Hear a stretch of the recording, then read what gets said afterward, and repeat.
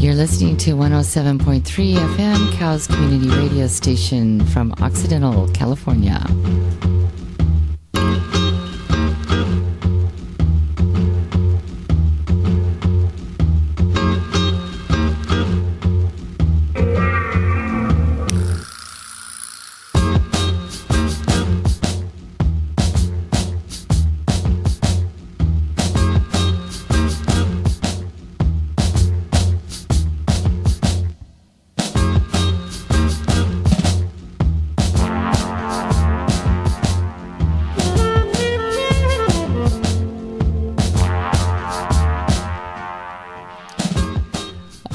Just going to dig on in here.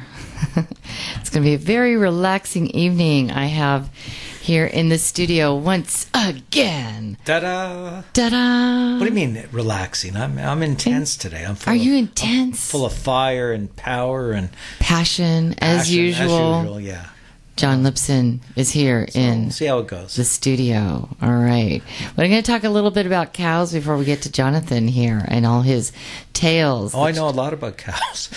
Oh, I see. The radio station. The radio station. Come on. I'll pass it out. All right, you folks out there listening, please tune in to KOWS and, go to our webpage, www.kows.fm.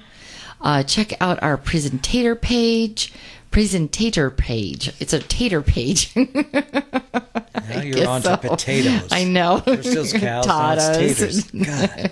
Just can't get the farm out of the girl, can ya? I'm feeling a little... I thought you're from New York. No. I know, I'm kidding. I'm teasing. No. Just messing with you. Tacoma, Washington is where I was born. Fort Lewis. Oh, I shouldn't tell anybody that. Where men are men and sheep are nervous. Yes. No. Fort Lewis, Yeah, I know. Army. You know what's going on. All right. Folks, you got to donate to KOWS or become an underwriter so we can continue all this funny business here and provide you with all the community services that KOWS Community Radio does. I'm also, I make off Shatoya, Fool in the Forest. I go around and find lovely people to bring into the station and interview local musicians, storytellers, therapists, actors.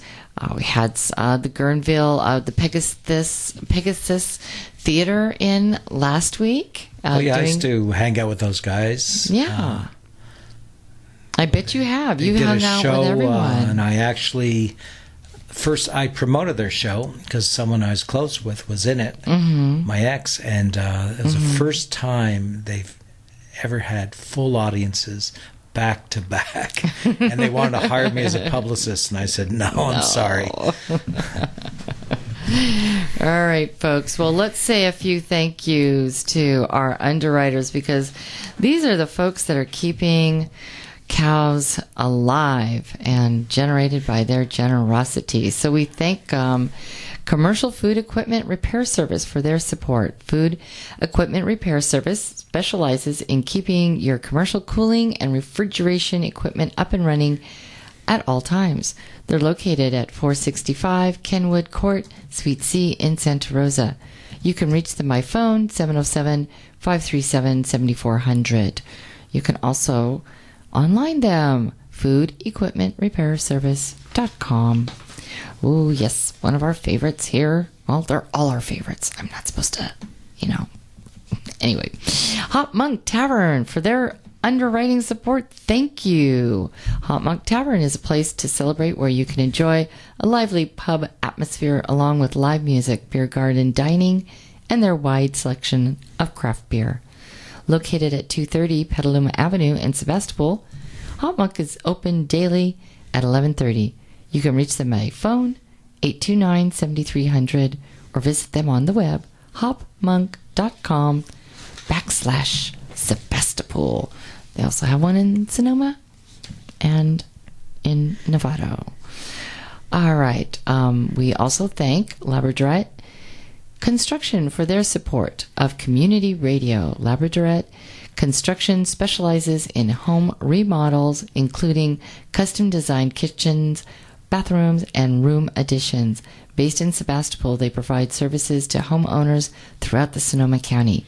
For more information, phone 707-480-7397, 480-7397, or by email lab@sonic.net, and then also the web labremodel.com. We also want to thank Many Rivers Books and Teas for their support. They specialize in tools for spiritual practice, including books, candles, and sacred art. Many Rivers carries fine, loose leaf teas and teaware and hosts spiritual talks and classes. They're located at 130 South Main Street, Suite 101 in Sebastopol. You can find them online at manyriversbooksandteas.com. And they can also be reached by phone, 707-829-8871. We'll do one more here. We also thank the Occidental Arts and Ecology Center for their support. The OAEC is a nonprofit education center in Sonoma County that works to promote ecologically and culturally sustainable communities. They are involved in local watershed restoration, school garden development, and features Garden Volunteer Day every Wednesday from 10 to 5. Keep up with the current events by visiting them on the web, www.oaec.org,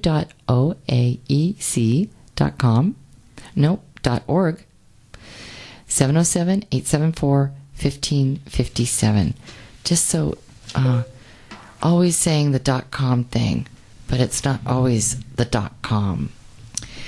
Hey, Jonathan. Hey, Minkoff. Hey, how you doing? Hey. What's going on? We always do this when we do this like Brooklyn thing going on. We got to do this. Hey, we got to do this. We got to do this. We talk way. with our hands. I know.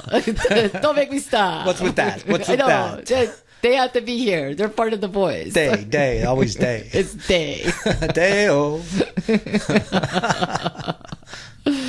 Oh my goodness. Well, let's just in case anybody was listening beforehand, we were playing a little Audrey Odd, and she passed away.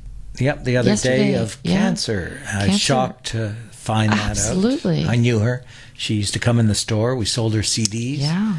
And she'd play with my friend Nina Gerber. Yeah. And she lived in Stinson Beach probably about 5-6 years ago, but I used to live there back in the 70s, and so we had that connection talking about Stinson Beach and how it's changed or how it hasn't changed.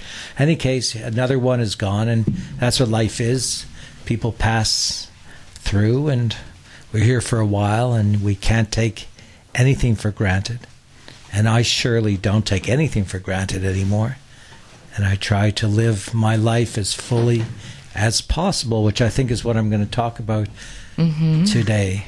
It's been an interesting day. I got up at 4 a.m. since I've been back from Spain about a month, I guess, and I was in Spain for 2 months. I'll talk about that a little later, but I've been haven't had deep sleeps while I've been here. While in Spain, I had 10 hours sleeps and a siesta, which I've never done in my life. So I get up at 4 a.m. and I'm up for a few hours, and usually I go back to bed, but this time I couldn't, and I knew what I had to do. I live in Sebastopol, so I got in the car, and I drove out to the coast, that beautiful coast, and I could always sleep with the sound of the ocean, and I parked my car on a beautiful spot, and I fell asleep. I did some meditation and then fell asleep. Did a yoga breath that I usually do. 4 in through the nose, hold for 7, out with 8. Do that 5 times and you're in the zone. And it's an ancient 2,000-year-old yoga breath. Oh, tell me that one again. Okay. You breathe in and out several times. I've taught this to hundreds of people. Okay. And then you keep your tongue behind your palate, like the roof of your mouth, through this whole exercise, and it kind of grounds you. And you breathe in through your nose on the count of 4. You hold for 7. 1, 2, 3. And with a whoosh with your lips pursed, you breathe out on the count of 8. And what this does, and you do that about 5 times, and then you go into meditation. And what that does, it's a portal for deep meditation and deep relaxation. And if you're ever unbalanced or feeling, out of sorts, this is what you do. Oh, sorry. And there we go. This is something, again, I've taught to hundreds of people that have come in the store. They'd come in the store and they'd look for a guided meditation CD, and I'd sell them 1 or 2 or 3 for $17.99 each. I'd take their Visa, and I'd say, by the way, after they paid for it, you didn't really need to buy that because I can teach this yoga breath, and that's all you need. And they'd say, then why did you sell me the CDs? And I'd say, because I'm in business.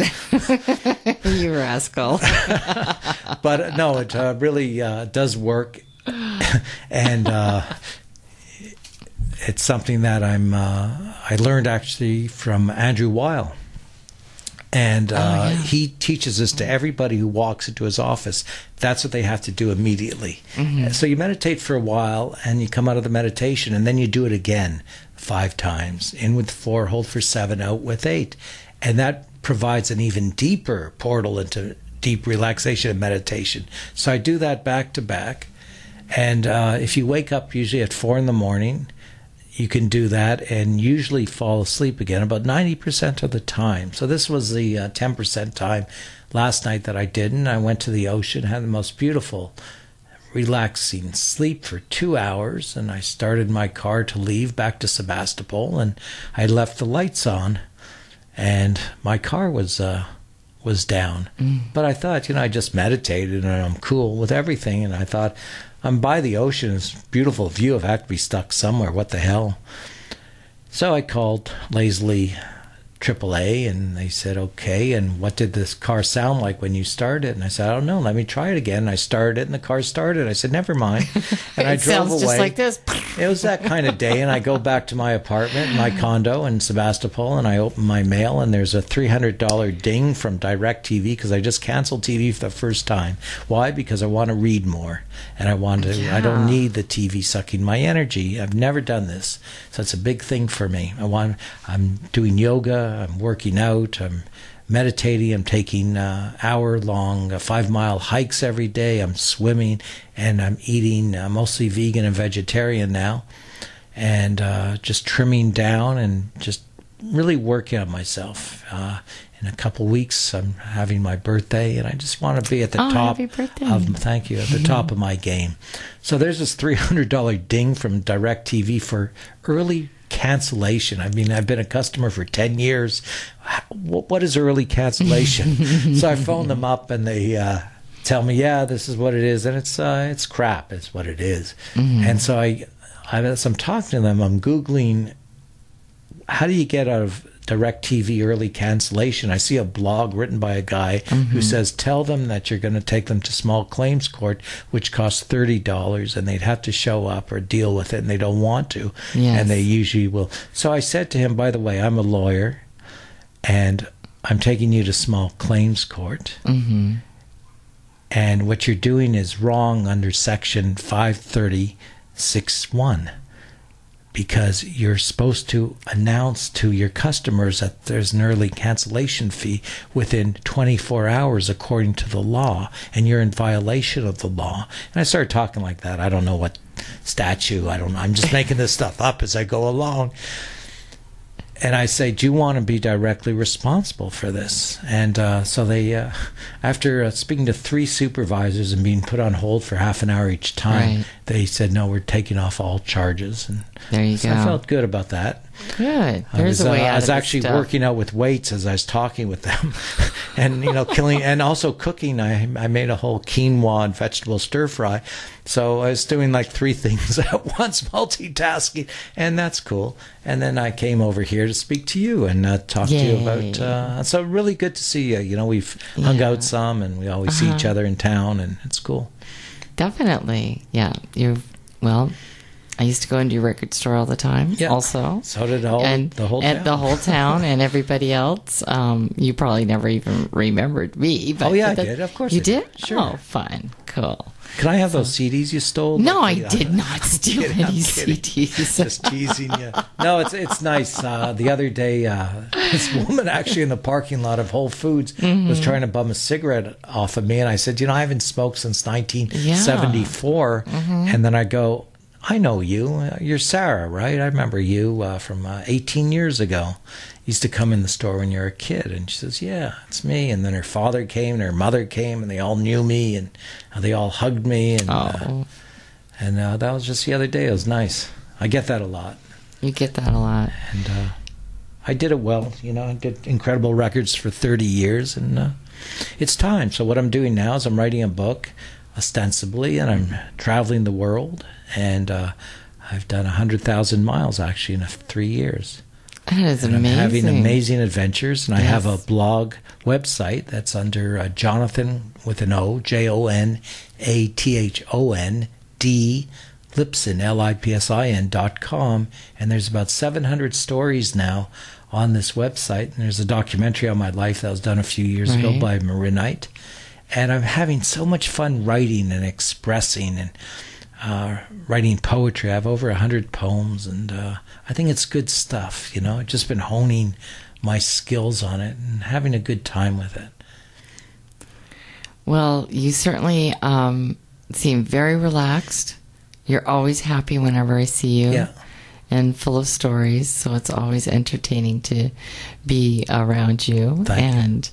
So you want to dive into Spain? Yeah, A little bit? I do want to say one thing, though. Yeah, I got a horoscope the other day that was like Oh, off yeah, the that's charts, and I right. kind of follow them, not religiously, but What horoscope do you follow? there's 3 of them, actually. Oh, you do. And if I don't like one, I go to the you other. Go to the other one. You know? Okay. Let's I see stand on my which one- principles, and if you don't like those principles, I got other principles. That's what Groucho Marx said. You don't like those? I've got others. So, let's see. Can I find it? No, I don't see it. But it just was a great horoscope about great things are The spirits coming. are and coming. Spirits They're- are coming. right. And Mercury's coming back into my sign, and everything's going to be wonderful, and and happiness is coming. It's been a hard time the past while, as I got divorced after 26 years, and it hurt a lot, as anyone who has been divorced. But I've had to take the straw and make gold out of it, and I think I've done that. And I've been pretty happy about stuff. But so in any case, but moving along, I do want to tell us one story. Jethro Tull, Ian Anderson was his birthday the other day, and so I remember this story, and I'll read it from my wall. A true story from my rock and roll history.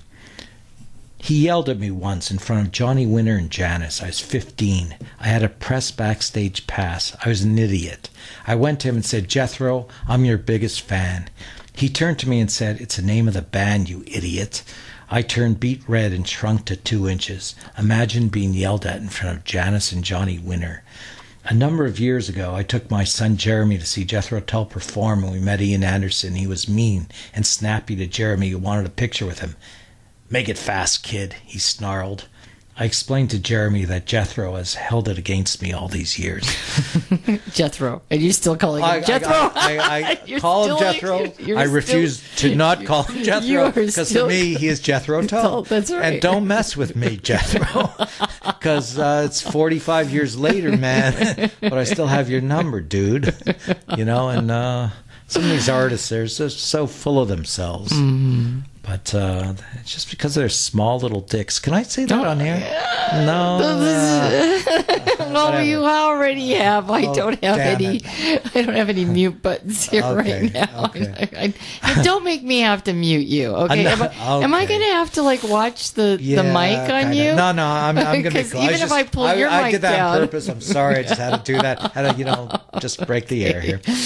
Another story I just wrote the other day. I came upon a documentary on Shakespeare and Company Bookstore, which is my favorite bookstore in the world, in Paris. And at one time, I used to live there. And here's the story. It's called Tales of a Young Man as a Hound in Paris, which is a takeoff of James Joyce's story of a young dog. This is one of my favorite bookstores in the world, and it is because of its history in Paris, and not least because I once was given a room overlooking Notre Dame to live in and write in the late 70s when I was shuttling back and forth each year from Canada, where I was a record biz guy, to Israel, where I was musing about joining the army, which I eventually did, and I'd use Paris as my lover, so to speak, because if Israel's my mother, then Paris was indeed my lover. George Whitman ran the bookstore with his mercurial temper and his odd way of doing things. He was definitely a one-of-a-kind person, quirky and rascally, but essentially kind. I mean, he was kind enough to let me live there for free when he heard I was a writer. Perhaps he saw promise in me and hoped I'd write an homage to him. Perhaps he saw in me himself when he was a young wanderer. At about this time, George had a toddler named Sylvia after the original Shakespeare and Company owner, Sylvia Beach, who was a patron of many like Hemingway, James Joyce, and Gertrude Stein. That was back in the 30s and 40s, which remain my favorite times in Paris. There was a memorable time I had out of this bookstore once. I was a young worldly buck, prone to exploring sensuality as much as I could. I left all that up to chance and providence. One day George asked me to come to one of his poetry readings. There'll be many young women there, he said, with a wink and a sly grin. I appeared and made an entrance, with George introducing me as a resident writer. Like I said, for some reason he took a liking to me. The room was packed with young, beautiful women, all budding, expectant poets. I was probably a few years older. Most of them were traveling on their parents' credit cards. I waited for fate to take over. By the end of the evening, 2 women asked if I'd accompany them to a late Chinese dinner. I readily agreed and wondered who I'd go home with. At the end of the meal, one asked me to accompany her to her apartment in another section of town, the Rue Mouffetard area, a long-time bohemian hangout. I gallantly and readily accepted. We walked down ancient rues and among century-old apartments such as is Paris. It was romantic and compelling. A novel waited in the wings, ready to burst out behind darkened doors and stone steps. She said, "Come on up." I followed her closely up the dark stairs. She was an American girl, blonde, tall, long legs, very sensual. She told me this was once where Hemingway lived and where Descartes was born.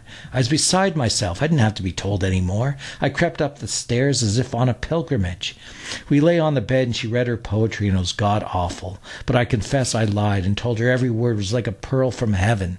We kissed passionately and fell into the bed embroiled in each other's arms. I'll stop here in my descriptions and leave you, dear reader, to your own imaginings. Suffice it to say, I spent a wonderful night and next morning lost in the charms of Paris. I think maybe the great turn-on was that Hemingway lived here and Descartes was a close second. It's amazing what literary pretensions can do to a young man in lust. I kissed her goodbye passionately and never saw her again. I returned a few years ago, oddly enough, from a month-long stay in Israel, and was determined to follow my footsteps, I suppose. I had booked a hotel, again overlooking Notre Dame, and a stone's throw away from my beloved bookstore.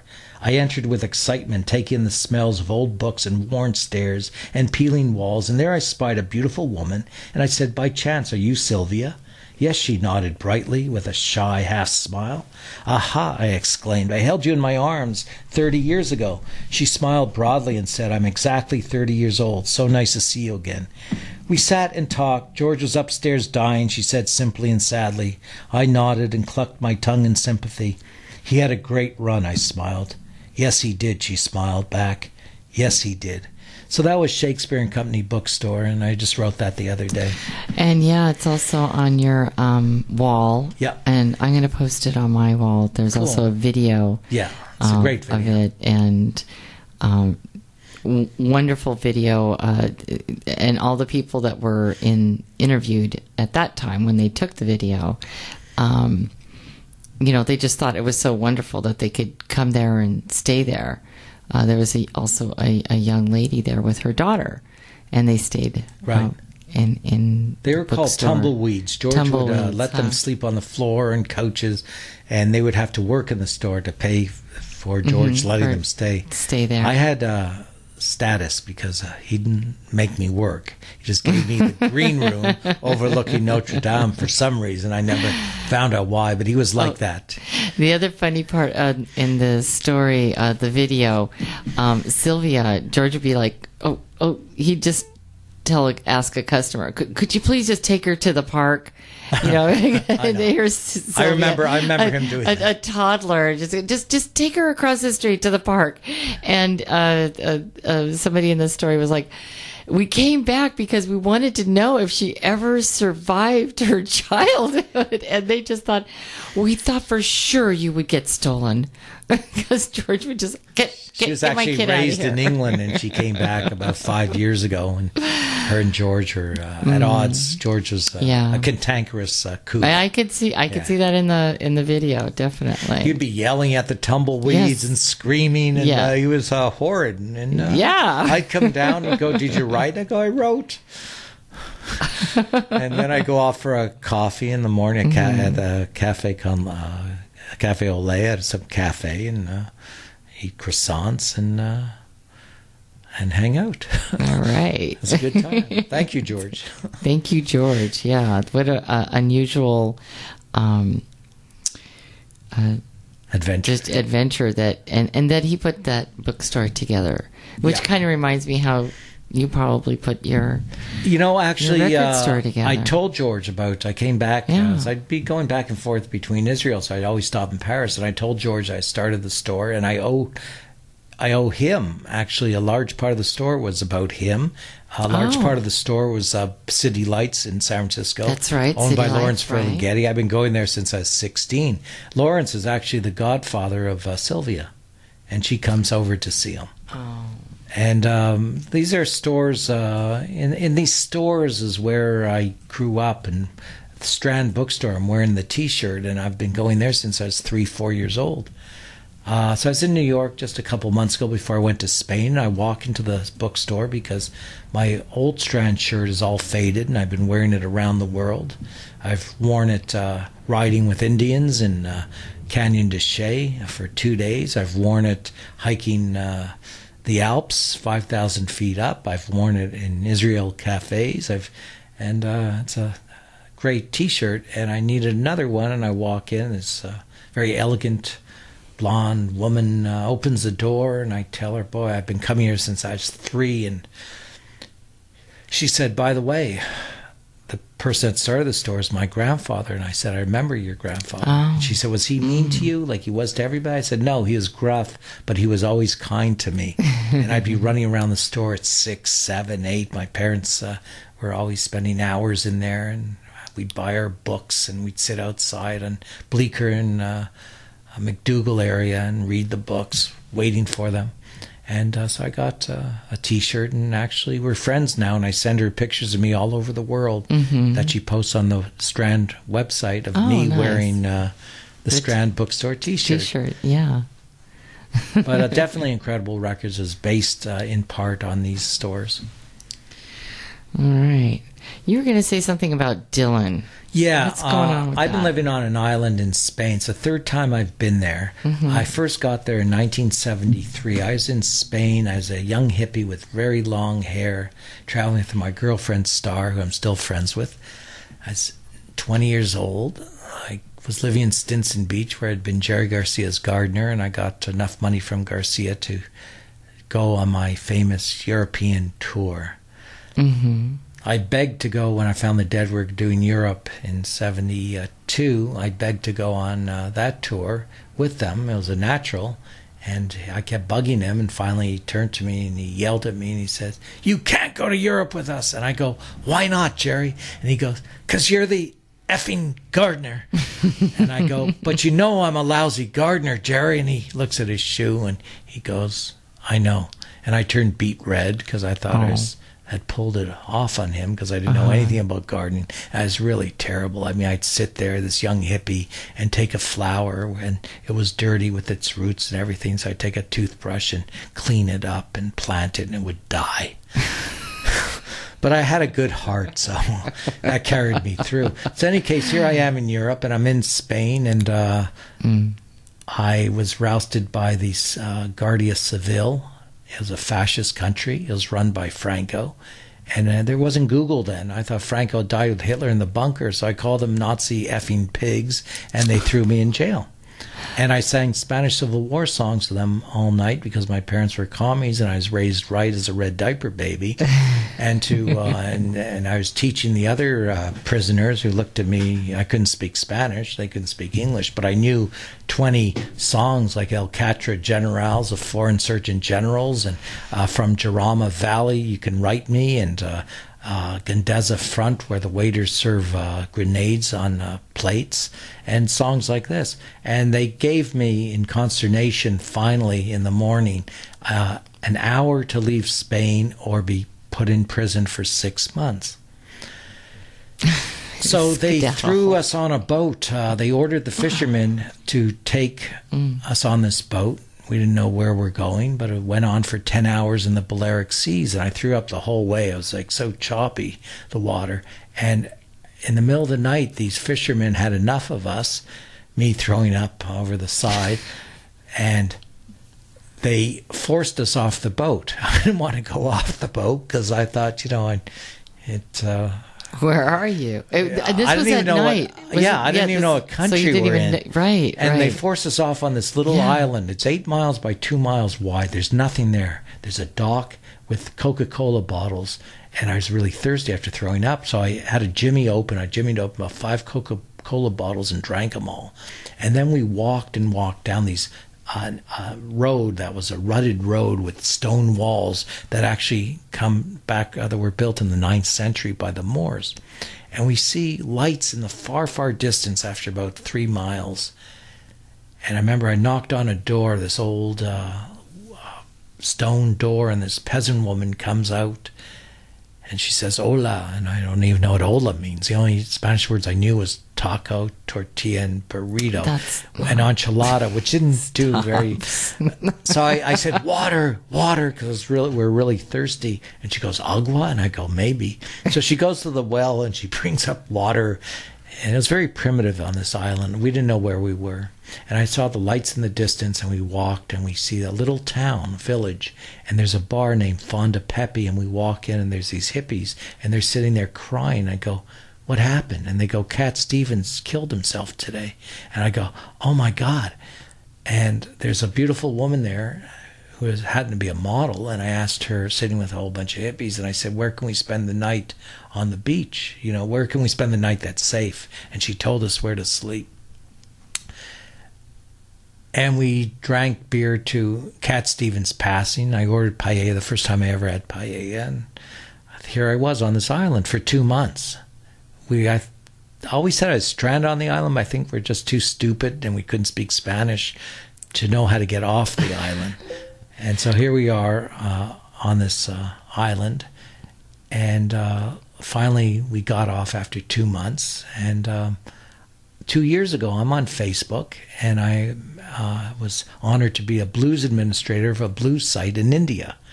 And there's a woman who posts a song about Jerry Garcia, and I made a comment that I remember when he played this for me before it came out. It was from Wake of the Flood, and asked me what I thought, and I told him unabashedly I thought it sucked because I was trying to be cool.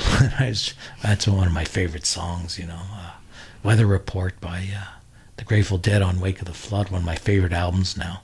I was an idiot back then. In any case, I told that story, and we started talking, and I saw she lived on the island of Formentera, and I said, I used to live there. And she said, when? I said, 73.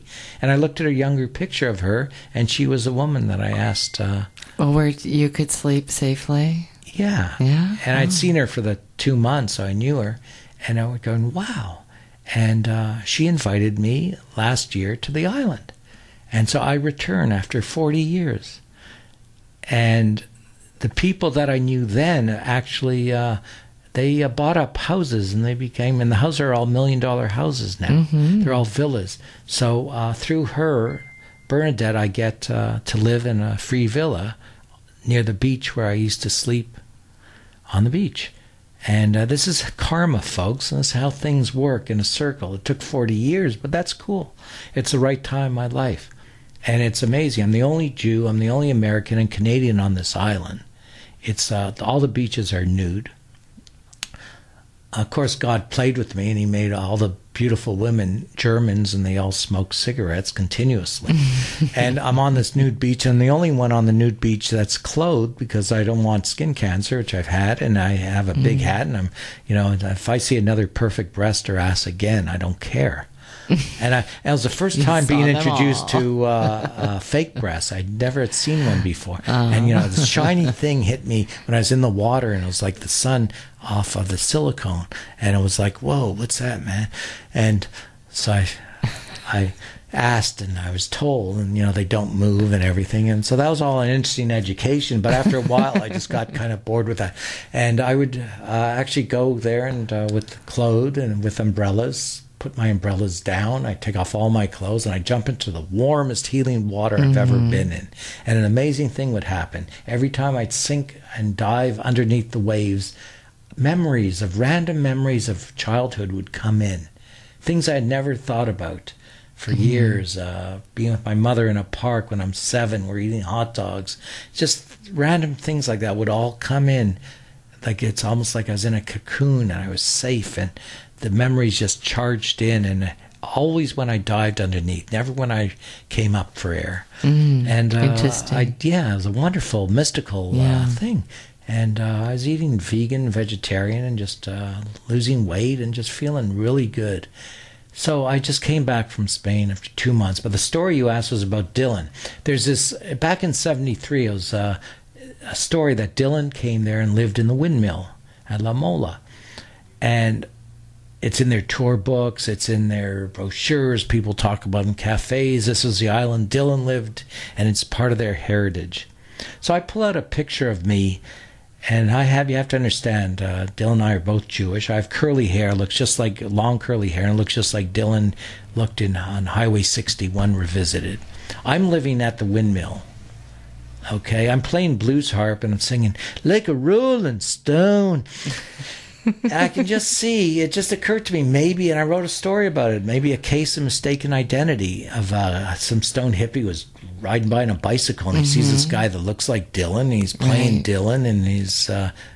Now, 73, Dylan, he had 3 kids, he's living in the West Village, I know this. He's not going to schlep to a windmill in Formentera in Spain and live in this barren... place and expose himself to all these hippies. He'd be mobbed. So I wrote this article and I posted in a blog where they were talking about Dylan, and then a radio station called me and they wanted to interview me about important information I had about Dylan. And it kind of got ridiculous, and people got very upset. In fact, the woman I was staying with, my friend, got very upset with me. And because I'm destroying their myth. I'm taking their legend. And actually on this windmill it says Zimmerman was here. So underneath it I put Lipsin was also here. You bad boy. But really, who am I to destroy someone's myth and legend? Who am I? I'm just this poor schlep from Montreal. It's like, well, who am I to do this? But then again, why not? In any case, there's this myth has been going around. And I said to my friend, well, I'm going to call up an old friend that I haven't seen or heard of in 40 years, and his name is A.J. Weberman. I knew A.J. when I was part of the Yippies with Abby Hoffman and Jerry Rubin in New York when I was 17 years old. I was part of Underground Press Syndicate, and I lived in a commune doing the underground paper. And I was part of the Yippies, and we're very revolutionary. And AJ was the Dylanologist, and he used to write for Rolling Stone magazine. He was famous because he'd go through Dylan's garbage and analyze it for Rolling Stone magazine. And he's the ultimate Dylan stalker. So AJ is older than me, so it's like he's okay. He's about 65 now. So I find AJ on Facebook, and I say, hey, AJ, it's me, man. Remember 40 years ago, we were comrades in the revolution, blah, blah, blah. You're the only one I know that can settle this. Was Dylan ever living in a windmill in Formentera in the 70s? No answer for 2 days. So I sent AJ another message. AJ, screw you. You can't even respond to an old comrade from the revolution. You leave me hanging. I'm writing a book. There's a chapter on you. It can go either way. Yeah. It could be a good chapter or a bad chapter. You're bad. I'm leaving it up to you. Half an hour later, AJ gets hold of me. Hey, man, sorry, I spaced out. What's happening? Wow. And he goes, no, as far as I know, Dylan never lived in that windmill. So there's part of the story. There's the story. But I'll leave it there, and I won't take it any further because they'll probably lynch me next time I go to Formentera. But I love Formentera. I love Spain. I spend every night almost in these flamenco bars where I knew the musicians, and they actually impressed me because they went to my website and watched my documentary, and they all, would welcome me. And I've never seen more passionate people than the Spanish. Yeah. They welcome you in. They're warm. They greet you, and they're friends with you in 5 minutes. Where here it takes a long time. And I really became aware of the Puritan attitude here in North America and how Puritan everyone is. Not me, but everyone else. And I really connected with the Spaniards. They're the most passionate people I've met besides the Israelis. So I'd spend every night in the flamenco bars singing and dancing and listening to great flamenco. And I wrote 2 stories that actually got picked up by Restaurant Food Guide. One of them was about sensuality in a flamenco bar. There's this woman, she's about 22, and she was hot. She was a little stoned, a little drunk. She'd be there every night, and she danced the most sensual dance flamenco I've ever. She just channeled it. And I looked at all the people in this bar, and they're all like from a Capra movie. From the 1930s. They're all from Central Casting, and I could almost be there in the Spanish Civil War times, and it was just, to me, was going back in time. And I watched her, and I took pictures of her, and I wrote this article. I didn't clear it with her. I showed it to her after, and she was cool with it. But it got picked up by a food and restaurant guy that went all through Spain on the internet, and they asked me what the food was like, and I said terrible, because the food is terrible. And so that was in the article, but I showed it to the owner who couldn't read English, thank God. He was so impressed that I did this whole story about his cafe, that he comped me beer and food for the rest of my time there, but he never read that I said the food was terrible. Luckily, he never got a translation on that. So it's always on the edge there, always on the edge. But another story I wrote was about paella. There's a great restaurant there where you go to the ocean and they make this huge paella in like 10 feet pans over a fire. And everyone's waiting expectantly, and then when it's ready, and they take hours to make it the traditional way, this is how paella should be served. And they all serve you, and you drink a beer, and you just have a great time. So I wrote a whole story about this place and the history of paella. And I mentioned, because of Wikipedia, I looked it up, and it said they use onions in paella. So I said, you can use onions in paella. And all of a sudden I got all these Valencians, and paella's from Valencia, yelling at me and wanting to kill me because they don't use onions in Valencia. And I said, we use them in Sebastopol. And they go, Russia? But I left it at that. That's right. Yes. that was a good place to leave them. Yeah, go ahead. Check me in Russia. That'd be wonderful. You'll only find Minkoff. Oh, that's fun. Hey, shall we play a little music? Sure. Yeah. Let's see what you got there. Which would you like to hear? Oh, let's because we were just talking about Spain. Yeah. Let's see here. How about the one that the Delencios? Yeah, these are people I hung out with that I met, and they used to play the flamenco bar, and I was pleased to find they had a YouTube video out, and you can. This is a very joyous. You can hear the passion in their voices, and they're in the video. It's really cool. They're just walking down the street and dancing. Everyone dances in Spain. Good. Yeah. Yeah, that's nice. All right. Well, let's play a little music here, folks.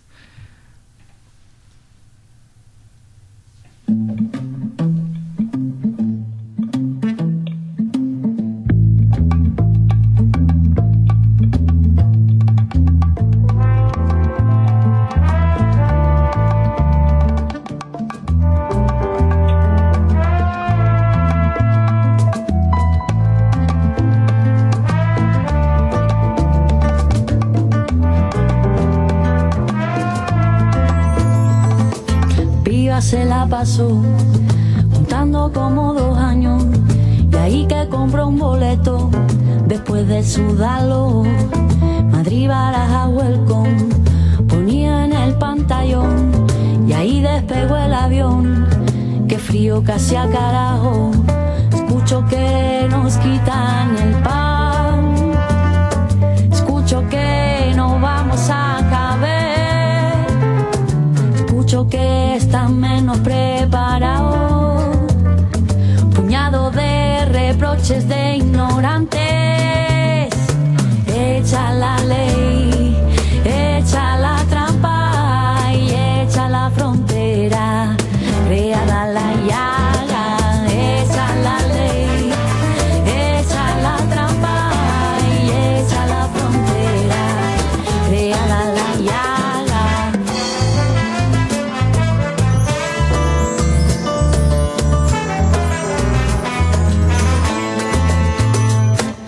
La raza o don de una nación no marca realmente diferencia.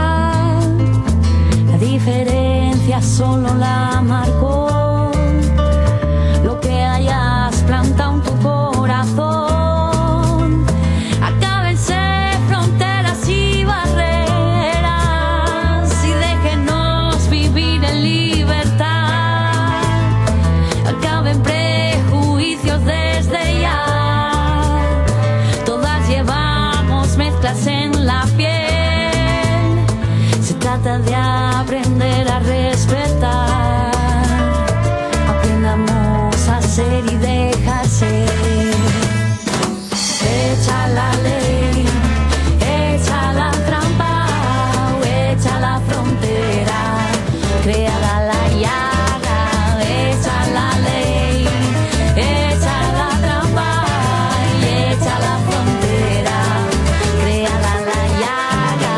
Vieja Europa, con su doble cara, con su doble filo, libertad coartada, y miremos por un segundo atrás. Duras son las huellas del ayer, nada a ti te vienen a quitar, que tú no les hayas quitado ayer. Y echa la ley, echa la trampa, o echa la frontera, creada la llaga. Echa la ley, echa la trampa y echa la frontera, creada la llaga. Echa la ley, echa la trampa y echa la frontera, frontera. Echa la ley, echa la trampa y echa la frontera, creada la llaga. Echa la ley, echa la trampa, echa la frontera, creada la llaga.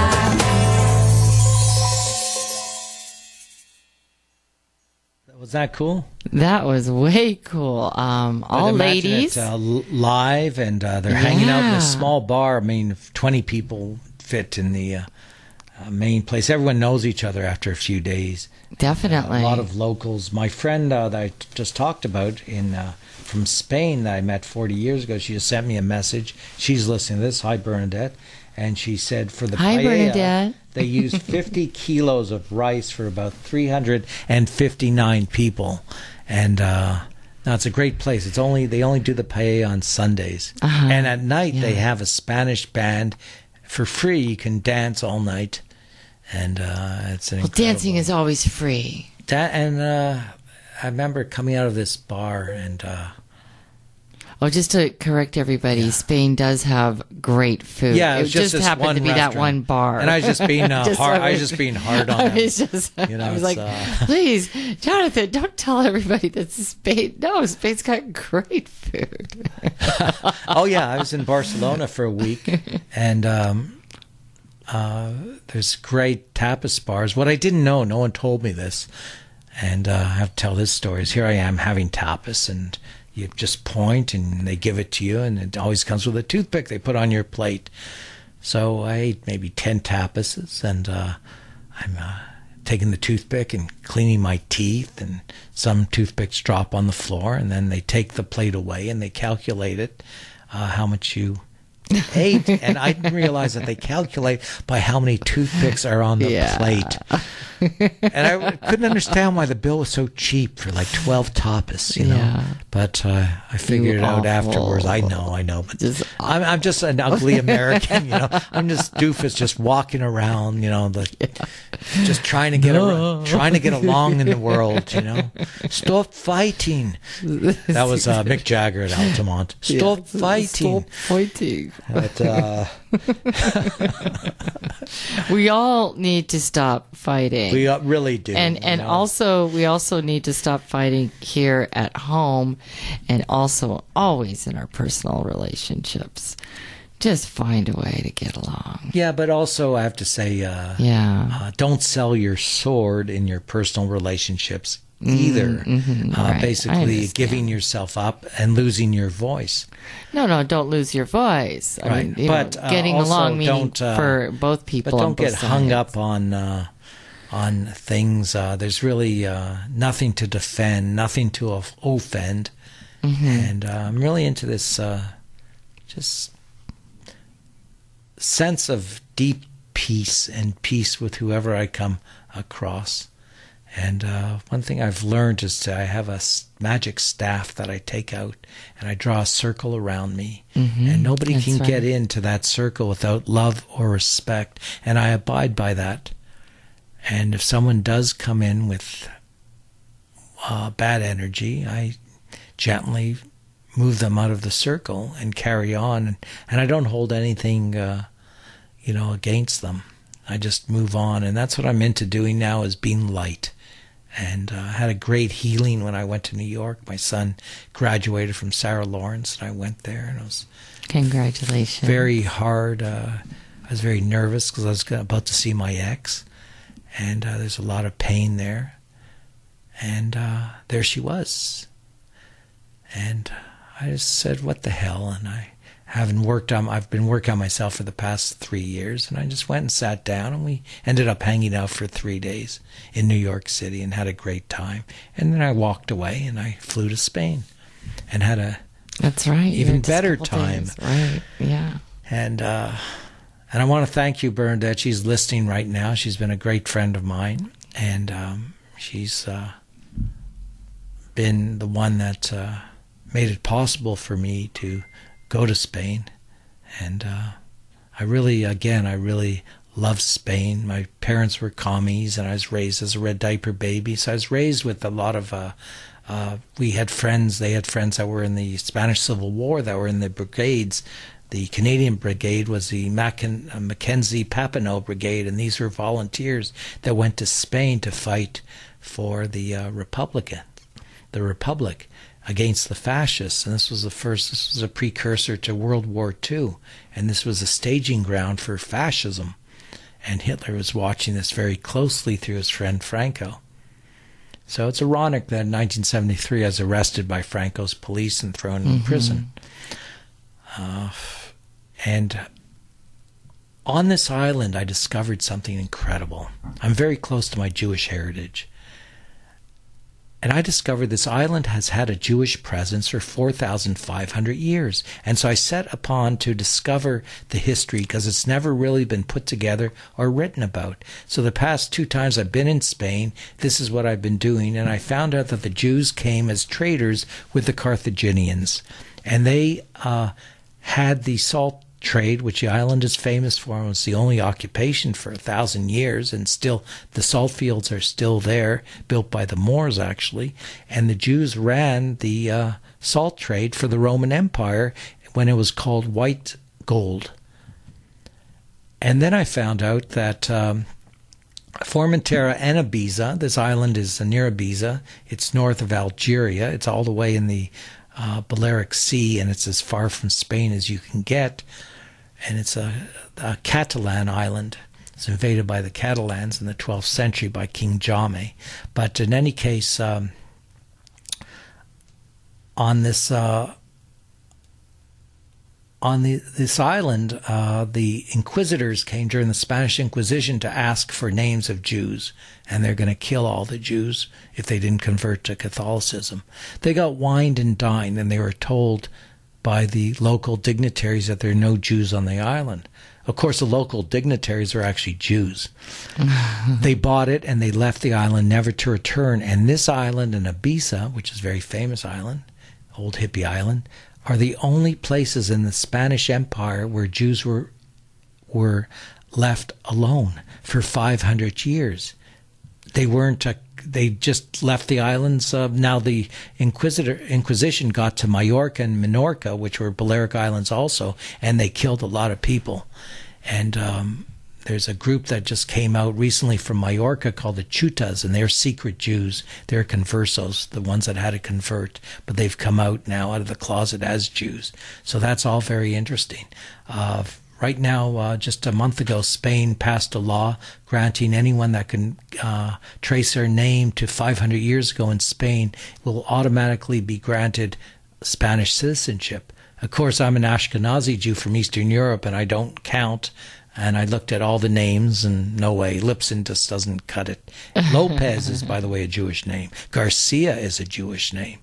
So I've done a lot of research on this, and I can tell by a name if someone had a Jewish heritage. Mm-hmm. So here I am on this island, and I discovered, a concentration camp that was last used in 1941. From 1936 to 41, they killed 1,700 people from the mainland, the political prisoners, Freemasons, and communists.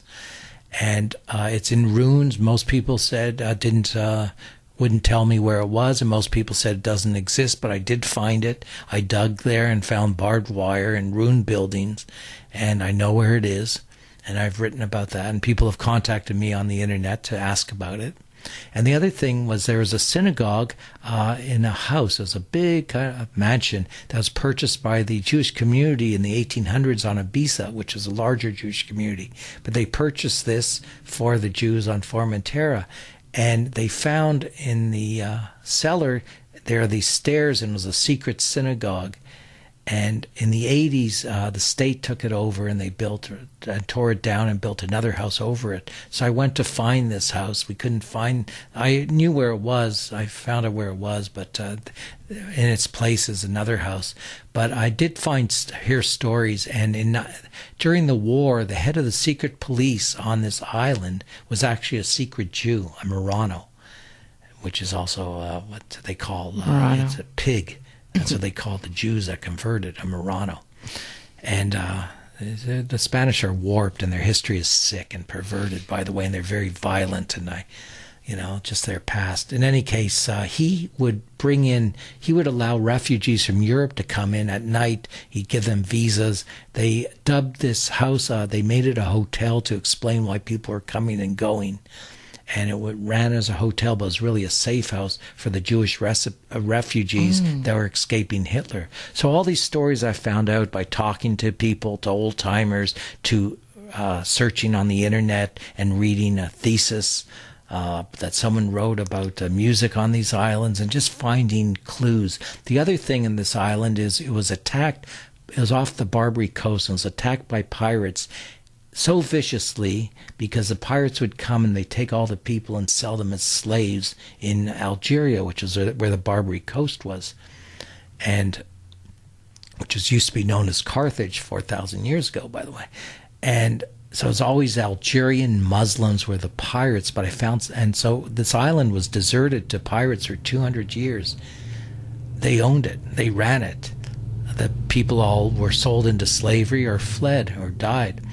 And there's a pirate's cave there's a picture on my website. You can go on my website, jonathondlipsin.com, and there's a whole story. And I went into this cave in the ground, and I climbed down this old ladder into this cave, and I go down into Middle Earth almost, and the cave opened up, and at one end it opened up with like a window to the sea, and that's where the Barbary coast was, where the pirates came from. But this cave dates to Neolithic times, and I had a very heavy vibe in that cave. I sensed murder, I sensed blood, and I got out of there after a while. I was, of course, looking for buried treasure, as is my want since I was 6 years old, but I didn't find any.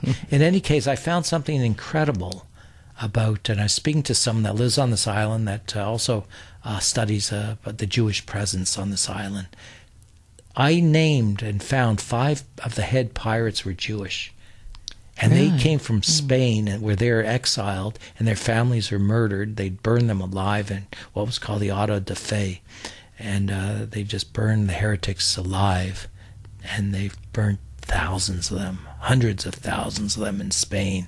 So these are the ones that made their way to Algeria, where the Moors were in charge, and they made them convert, and they converted. But the Muslims were actually pretty cool back then, not like ISIS today, and they let them do their own thing. There were 5 or 6 Jewish captains. They sailed under the head captain, who was Barbarossa, who wasn't Jewish, but he was the main guy. But they sailed under the flag of the Solomon Seal, and each ship had a Jewish name. And they attacked the Spanish with vengeance. Can you imagine? They had lived in Spain for hundreds and hundreds of years. This was their home, and what they did to their families. And they had no feeling at all about taking Spanish prisoners and selling them as slaves. The women would be sold to the harems and as sex slaves, like ISIS is doing now. And the men would be chained to galleys for the rest of their lives and left there chained until they died. Then they'd throw them. I mean, it's really brutal times. But in any case... Just to let you know, these are not brutal times, but you are listening to KOWS 107 coming from Occidental, California.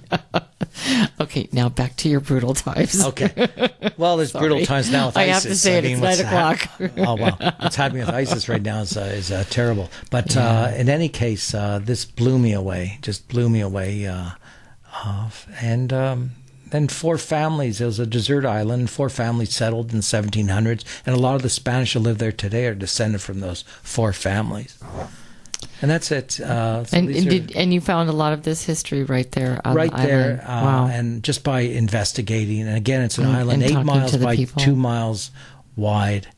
And you can walk that. I'm the only Jew on this island except for an Israeli named Aaron Kedar, and he's a famous sculptor, and he also has a documentary. And we were talking together online, and then all of a sudden at the paella place outside, I saw what looked like him, and I went up to him and I go, Aaron, and I speak Hebrew, and we embraced. And we held each other, and we're the only Jews on this island, and it was pretty cool. Oh, very cool. So it's somehow karmically I'm back on this island after 40 years, and I'm involved in what is my passion, exploring Jewish history, and it's a great feeling, and I'm going to be writing about that. I'm still investigating the Jewish pirate context. That's a very interesting find out aspect, more before right. I write about that. Yeah. But there's great. a Jewish captain that actually took down the whole Spanish Navy off of Greece in a battle in the 1500s. He destroyed them all. They were brutal. Well, back then that's how they would do things. It was a tough life. I know. Different from how it is now, and as we live in America and Canada. Okay, so... Yeah, well, you know what? Let's take just a little moment here. I'm going to do, since you were saying 40... I'm going to do the song by Audrey Odd called 40. Okay. Which is different from what we're talking about, but she's talking about turning 40. But anyway, Audrey, thank you very much for your lyrics and your music.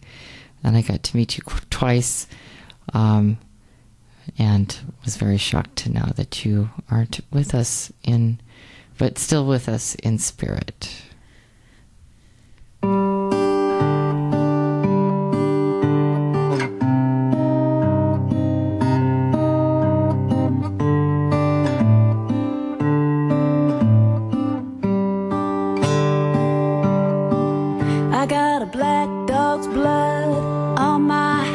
I got a circus monkey on my back. Here's the plain, simple fact, I'm 40.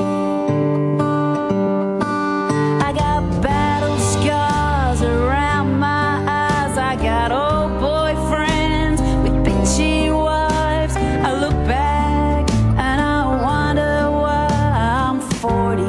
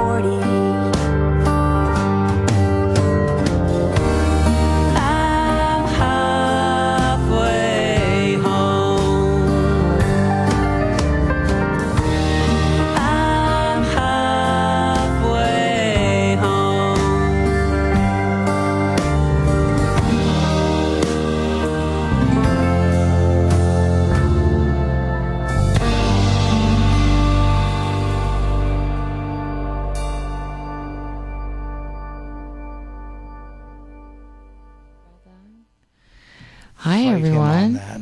So anyway, that was Audrey Odd. Thank you, Audrey.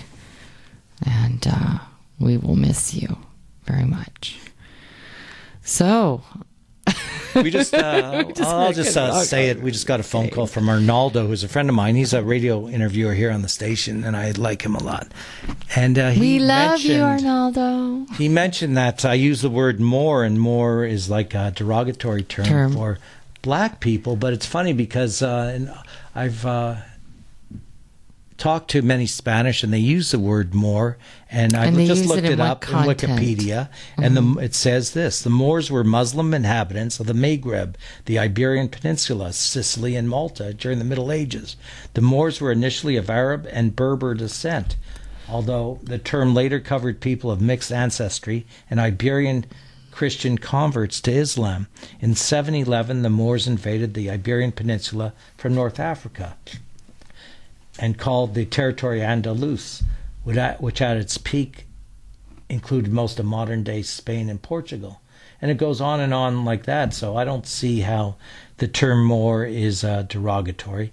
And it says the term Moor has also been used in Europe as in a broader, here it is, somewhat derogatory sense to refer to Muslims in general, especially those of Arab or Berber descent. So I don't see, it says Moors are not a distinct or self-defined people. So I don't take that back. Sorry, Arnaldo. I don't take that back. And I've read many books, and they use the term Moors to describe the people that came to these islands in the 9th century or came to Andalusia. And I don't see that as being derogatory at all. Well, there you have it, Arnaldo. But thank you for the phone call, and I'm staying neutral. and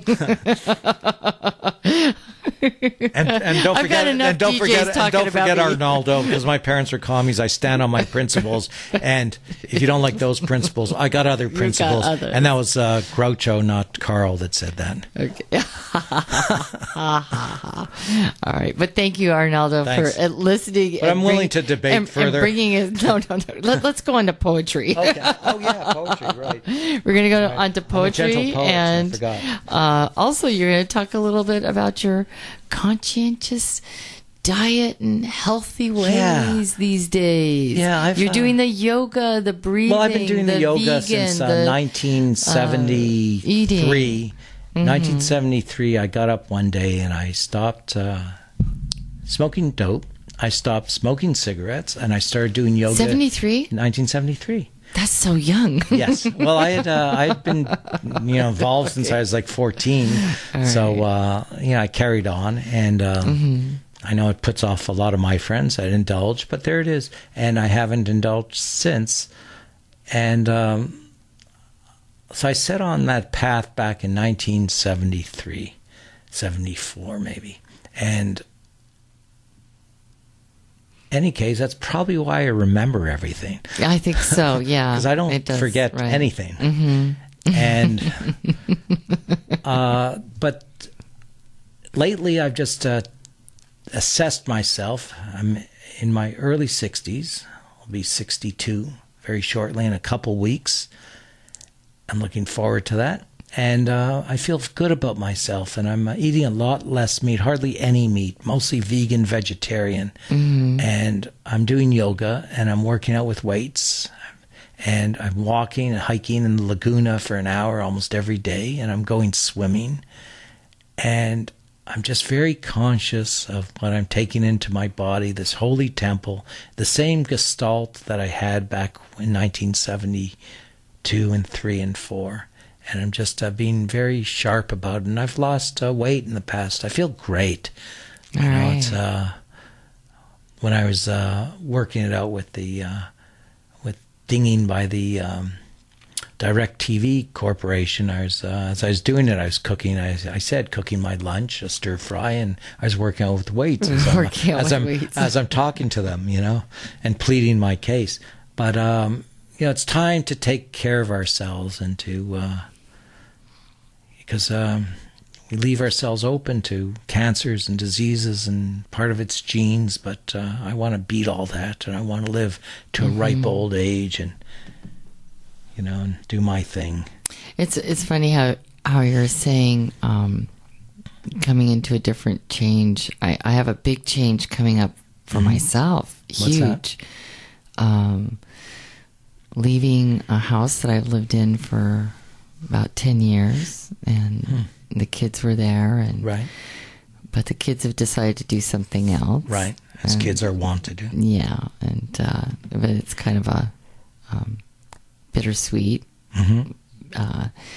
And so I'm thinking about leaving all that, moving in somewhere else where there's beautiful flowers, a very supportive person. That sounds good. And a swimming pool. A swimming pool. So I get to be sea monkey seeks an aquarium. Fantastic. It's really great. I'll move in. Hey, I know. Lots of vegetables are being grown there, and chickens, and a couple of dogs to also care for. So it was very interesting because last night I got food poisoning. Oy. And I was all night long. Yeah. And it was horrible. And it was even into the next day, this morning, and I'm just like anything, just even a little bit of water. Right. And that's all that's coming up. I'm like, it's water. It's nothing. No, I've been there. And when I'm as just talking to you, I'm thinking purging.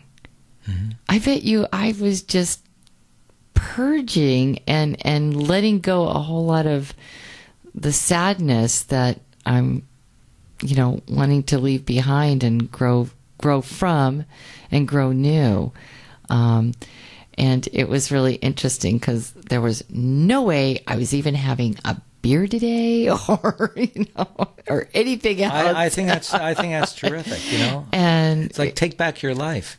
And I feel like I'm like all that purging was like to go. Yeah. You're anew now. You're anew now. Yeah, I understand that completely, and I respect that. That's So I didn't get much sleep either last night. You were talking about your night. I was like, yeah, your night. You want to hear about mine? Here's a poem I wrote called Time. Thank you. Time is of the essence, and the essence lies out of time. It lies in your smile, in a sunset, in a baby's gurgle, in a lover's velvet kiss, in a hand held in friendship, in a walk on the beach, in a tear, that moment just before orgasm, that moment just after orgasm. Time lies again and again. Like an unfaithful lover, it tricks you until you forget that there is an end. That's nice, Jonathan. And just thinking about how things go by really fast, and so here's let's see, this is when I was in the Spanish garden. I had a lovely Spanish garden with adobe walls, and I was meters from this cafe that had an infinity pool that I could use. And so I'd get up in the morning and I'd greet the day. I'd do my writing there, and then I'd jump into the infinity pool, and they would serve me my cafe con leche for €2, and I was overlooking the nude beach. And then I'd go down into the water, into the beach, and go flying into the water, diving into the warm water, and then do that for a while, and then come out and go back to the Spanish garden and start cooking breakfast. And that's how I lived for 2 months. And it was glorious. Spanish garden. In the Spanish garden, doves coo, and the wind is imperceptibly barely stirring a branch. Pine trees hang overhead, framing a pale yellow sky as sunrise makes its way, seeping gloriously past last night's cobwebs. A beetle skittles nervously across the tiled floor. The cats stretch and yawn. Another day begins in the most gentle way. In the distance one can smell the salt sea. Everyone has a Spanish garden.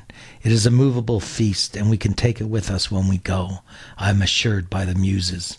We all have our rituals and ablutions, and we can conjure up what is deemed necessary with the poet's sleight of hand, cheating a reality like a clay being thrown, wetted and fired. We all can do this if we imagine hard enough. The Spanish garden lives in our hearts forever. And that was written probably at 7 in the morning as the sun would rise. That's where I did most of my writing. And let's see, here's one called Mother's Milk. And that was about swimming in this ocean, which was so blue, the bluest of the blue, and so clear. The water is unlike any other water in the world, and this is the top beach in Europe, and I get lucky enough to live there. The sea was as warm as mother's milk, and I swam in even strokes as if my body remembered an ancient rhyme that is whispered to each child as they lay sleeping about heaven and natural things like that.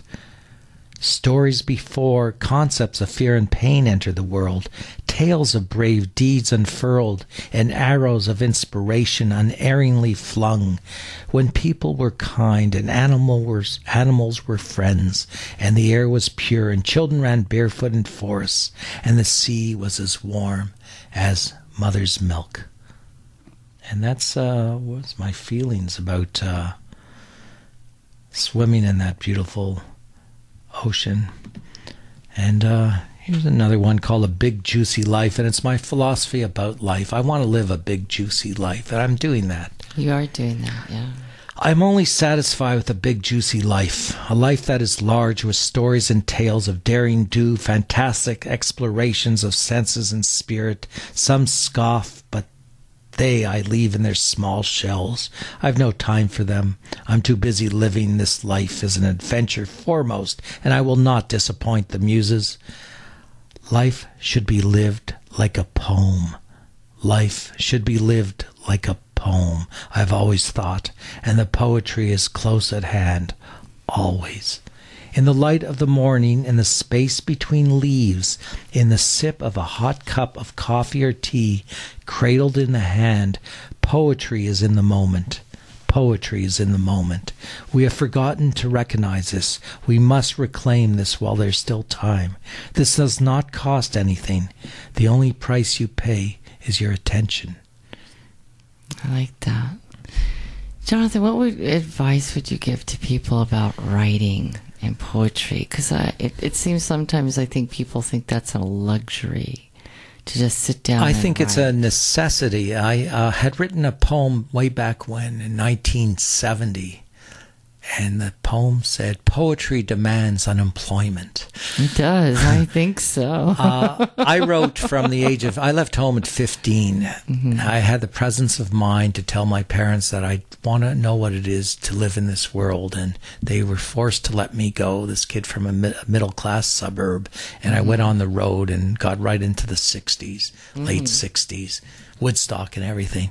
So from 15, the first day I left, I joined a commune downtown Montreal, and I wrote. I wrote about the commune. I wrote about the weird cat. I wrote about the people on LSD. I wrote about the food we're eating.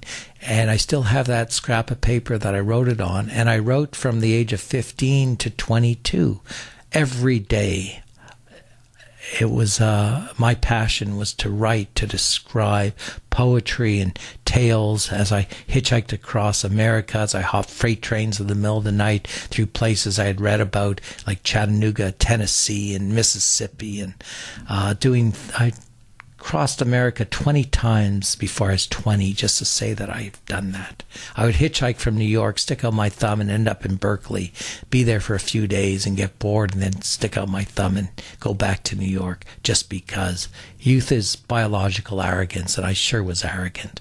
And then I got into, I decided to leave that world, and I cut my hair, and I printed a business card calling myself president of a record company, and I had an idea, a vision. The vision was children's music, and I just completely changed my life based on a vision I had in Gold Beach in Oregon, that life is like a tree, and it's up to us to explore every branch and not be set upon by self-concepts and prisons, and to be totally free, which meant I was totally free to do anything.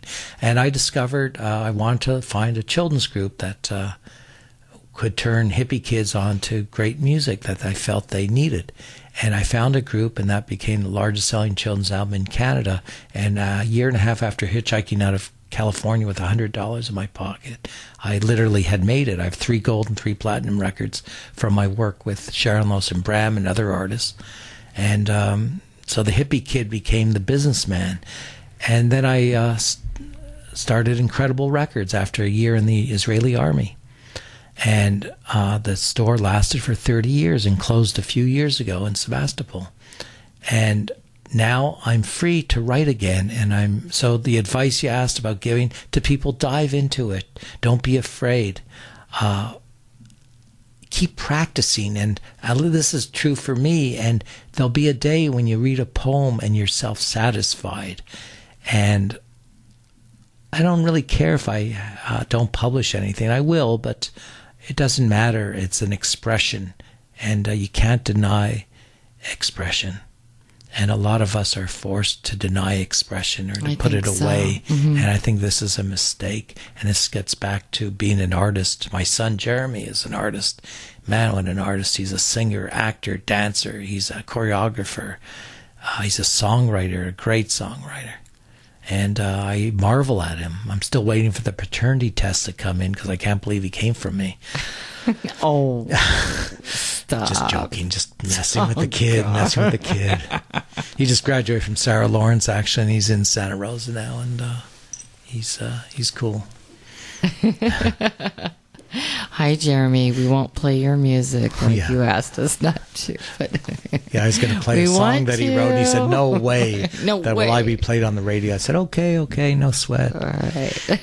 I said, "Can I play that song you sang when you're 12 years old, Panama, when you're in Spencer Burroughs' rock and roll camp in Sebastopol?" He goes, "No way." I go, "I'm just messing with you." Those kids, they drive you crazy. Drive you nuts. All right, what more do you have for us? Let's see. I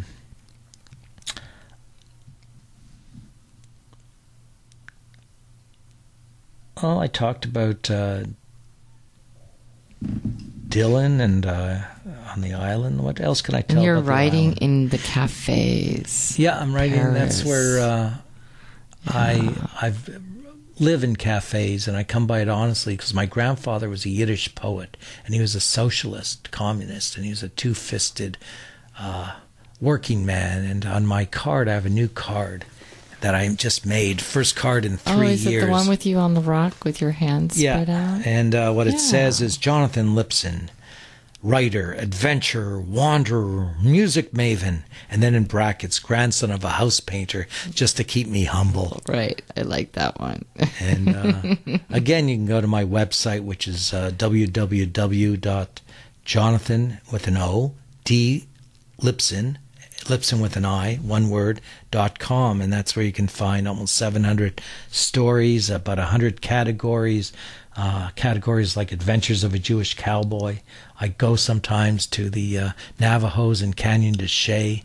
I did that 2 years ago, and I demanded their fastest Mustang, and I went down a 1,000-foot cliff for 2 days with an Indian guide. You can only go into Canyon de Chelly with an Indian. It's their oldest continuously lived in place in America for 2,000 years. You can only go in with a Navajo that was born there. And they said, "You have horse riding experience?" And I said, "Of course I do. I've been riding for 40 years. I lied. I've been watching reruns of Roy Rogers for 40 years, and I signed 10 pieces of paper saying that once I die, I won't sue them. And I felt it was incumbent on me to ask, well, if I die, how can I sue you? And they just smiled and said, just sign. So I signed because what the hell. And I went down. It was the greatest thing I ever did. I rode for 9 hours. The Indian realized I couldn't ride. And him teaching me was like teaching Woody Allen, take the rein with your left hand. I go, why? He says, that's what we do. I said, what do you do with the right hand? He goes, you hold a lariat. Here, hold the lariat. What am I going to do with the lariat? I can't use a lariat. I'm like this Jewish nebbish on this horse, this fast Mustang. I don't know why I asked for the fastest horse. I'm an idiot. It was a good day to die. Any case. Exactly. Or experience some injuries. It was great, though. After 4 hours, I trusted the horse, and the horse trusted me. I was getting it.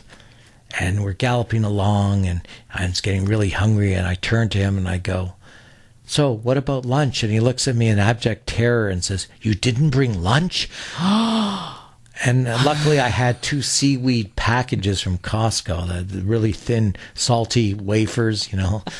I'll never eat them again. And I had like 14 bottles of water. At least I had friends of mine to have that. And so I ate those carefully, slowly, and rode again. And that night we went to sleep at the place where the conquistadors fought the Indians, the Anasazi. And Kit Carson, who was there, Hitler actually, burnt out the Navajos and led them into, they still talk about it as if it happened yesterday, and led them into imprisonment and left about only 50 Navajos in the canyon, actually. And I rode 35 miles that day, by the way. So we're sleeping there. He kept saying we're sleeping in the back canyon, and I said, okay, cool. And he was from the peyote church, so he would sing peyote songs that were old or ones that he would make up, and I would sing my cowboy songs, some of them in Yiddish, like from Mickey Katz, Borscht Riders in the Sky, things like that. It's kind of humorous. And we're riding along and talking and going through brush and up a creek. I mean, it was damn bonny. Love using that word, damn bonny. And so we get to this canyon, and 1 a.m, a herd of wild mustangs go crashing through our camp, the hooves pounding, and we were woken up. It's like the ground was on fire.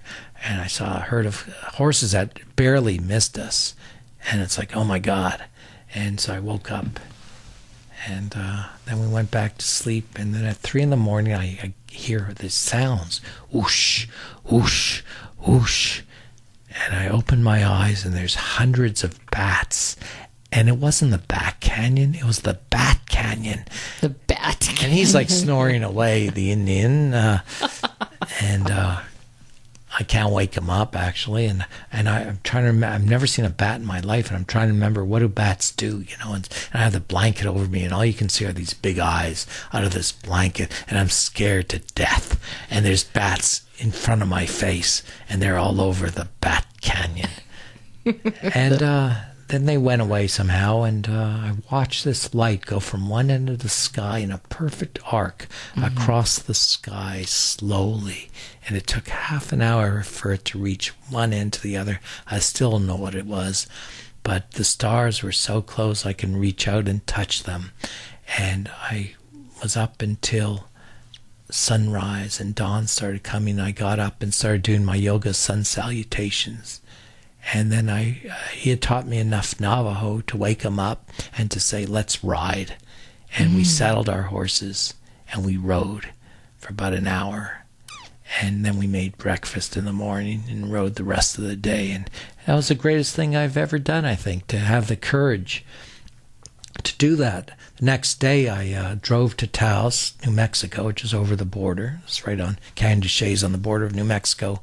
And it's in the Four Corners area, Colorado, Utah, Arizona, and New Mexico. And I have my cowboy hat on. I got my cowboy boots on. I have 2 days of horse on me, and I own it. But there's a cafe in Taos that serves a really great breakfast, and it's been there since the 20s. And I wanted to hit on it, and I had been there before.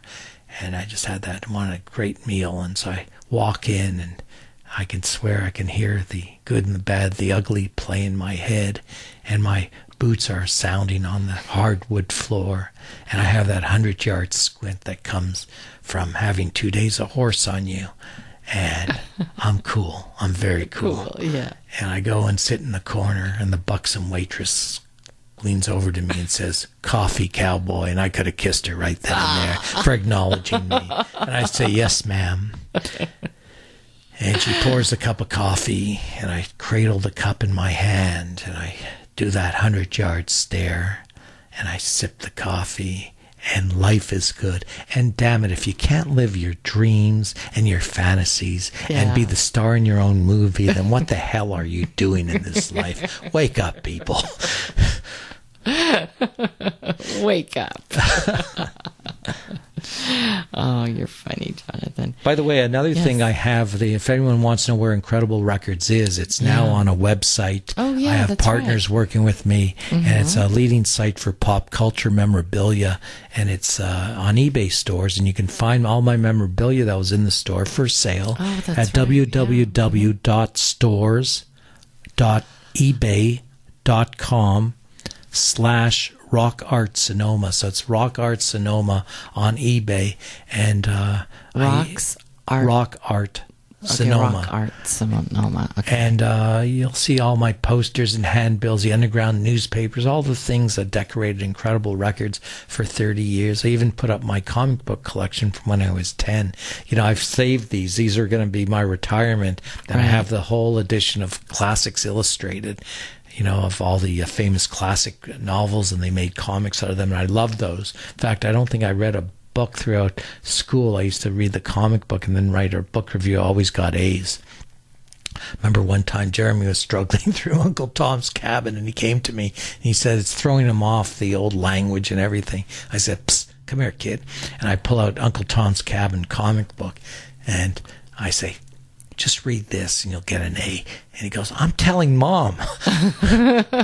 Little brat. And in any case, so I got the feedback from my eBay guys. I gave them over to the whole collection, and they came to me and they said, "Well, you paid 10 cents for them then?" Yeah. I said, "Yeah." And they said, "And it's now 20 cents. Yeah. It's doubled." I go, Yes. "What?" Yes. They said, "Yeah, they printed 59 editions in 1 year, and everybody has them." And I said, "Okay, I'll take them off." But my Marvels have been selling. Actually, the first comic that sold went for $365. Oh, wow. Which is cool. That's and great. there's a bunch that went for that, and for $100 each. And I have Canon and Sequoia running this for me. They work out of my house. And, my do everything. ex-husband, he also collected comic books since he was a young lad. And we would sleep on top of them. There were so many. Okay, that's disgusting. In boxes that we would actually build. That's how we made our beds, because our bed, because we always found these very small places to live. Right. So there would be no room for his comic books. So we put them in these nice boxes, and then we just build a platform, and we slept on top of his comic books. Holy for moly. years. Okay. That's a pack rat. Oh, no, I mean, you have comic Actually, books. you know, I know, but you know what? But It's funny. It was the best way that we could actually preserve them. Okay, that's cool. And he wasn't going to look at them, and I was like, I still read them. okay. I still love them. I still have all my kids' books. I have about 500 kids' books, and my father would come home every day with books. My parents owned a record company, and they were the Americana, roots, blues, jazz, classical, and folk distributors in Canada. So as a result, we had thousands of records. And at the age of 3, I probably had 100 records in my room, 4. And when I was born, my father told me a story only 2 years ago. When I was born, he came running down to the hospital and plugged in a record player and played Bach's Ode to Joy as I was being born. And it was such a great story to hear. My father is 89, so is my mother, and they've been my best friends throughout life. Nice. And because of what my father did for me, I shared my gold and platinum records with him. And there we were on stage. I'm the kid that was likely going to be jailed for life for revolutionary activities. And here I am on the stage of the Canadian Juno Awards with Neil Young and Joni Mitchell in the front row. And my father and I are getting the records for the best-selling children's album in Canada. And I'm in a rented tuxedo. In a year and a half, I was a long-haired hippie hitchhiking with $100. I remember turning to my dad and whispering on stage, "You know I don't know what I'm doing, right?" And he goes, "Yeah, I know, but it's cool." And we've had so many great adventures. When I sold my company and I worked for the people that bought it. And he was a multi-millionaire in oil exploration. And I had this great job I invented for myself of traveling around the world. I was 26 years old on a first class on an expense account and picking up labels for distribution in Canada. And there I was in LA, and I picked up all these labels, and I was going to actually wipe out a competitor. I was going to be ruthless because I'm good, I'm cool. And I got up to San Francisco and I looked at myself in the mirror and I said, I can't do this, and I'm done. And I called up my dad, and he was working in his office, and I said, I want you to fly out right now to San Francisco. He goes, why, are you crazy? I said, no, Dad, there's a sunset over Mount Tamalpais, and I want you to see it.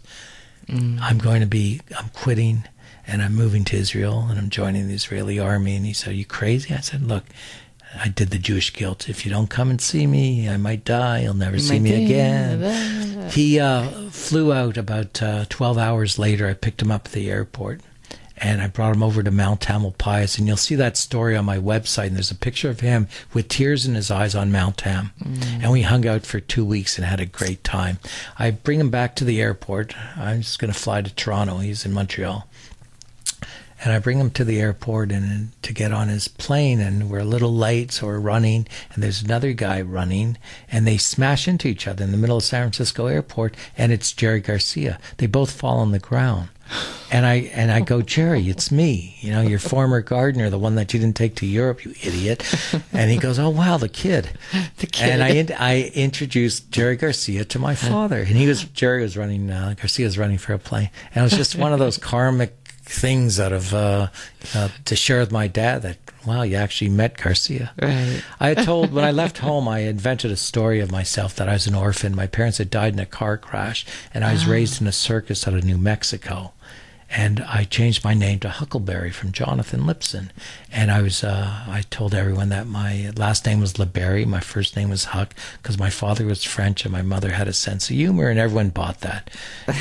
Everyone was so stoned in those days, they bought anything. And it didn't matter. You can reinvent yourself 1,000,000 times, and it's fine. And so here I am in Stinson Beach, and I'm working for Garcia as a gardener. And I hadn't seen my parents for about a year. And they decided one day to look for me, and they flew out to San Francisco, and they knew I talked about Stinson Beach, but they weren't sure if I was there. So they rented a car in San Francisco, and they come across the Golden Gate Bridge, and they get to Tam Junction, and that was where all the hippies were hitchhiking to go to Stinson. And they pick up this long-haired hippie hitchhiking, and he's my friend, Burma Bill, whose father was a CIA officer, and he was raised in Southeast Asia, and then he left home, and he moved to Stinson, and we all lived together in a big commune. And so my father said, we're looking for someone named Huckleberry. Do you know who he is? And he said, do you mean him harm? And my father said, no, where are his parents? And he said, I thought his parents died in a car crash, and he was raised in a circus in New Orleans. Actually, he didn't say that. But in the movie version, I put that in. In the movie version, yeah. And so Burma Bill took him to Stinson Beach and said, wait here in the car. And he went up and he got my girlfriend, Star. And she came down and said, hi, I'm Huck's old lady. Pleased to meet you. And I'll take you up to where he is. And I was up in Garcia's place, wrestling with one of those electric trimmers, trying not to cut off my arm and trying to trim a bush, and on a 10-foot ladder, and not being very successful or deft. Like I said, I was a lousy gardener. So I hear my mother call my name, and my back's to her, and I thought, wow, son's really strong.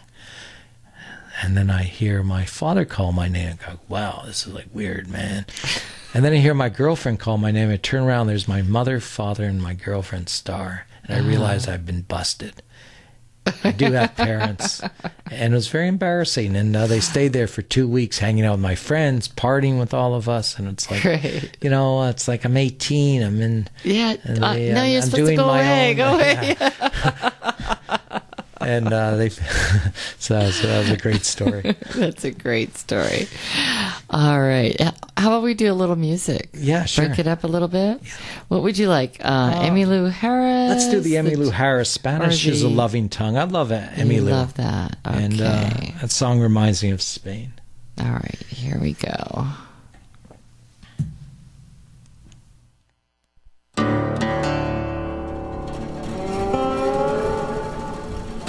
Flint River is such a big... Spanish is a loving tongue, soft as music, light as spring. Was a girl he learned it from, living down Sonora way. He don't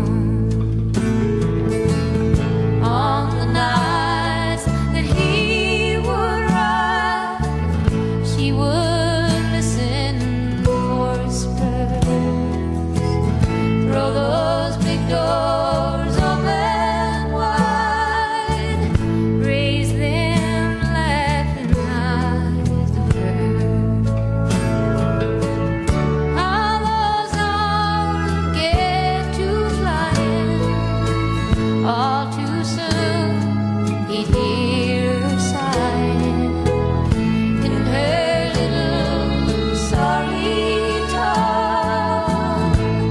Mi amor, he called song.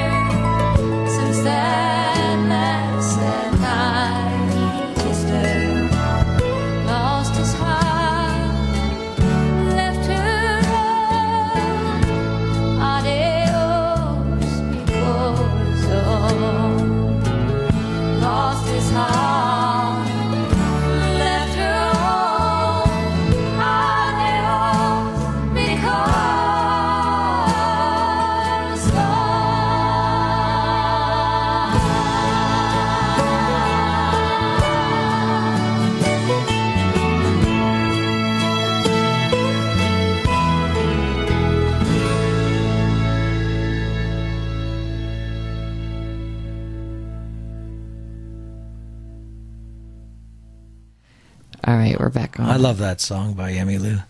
It's nice. Here's something again from my website on being a kid again. See, one thing is that I decided not to.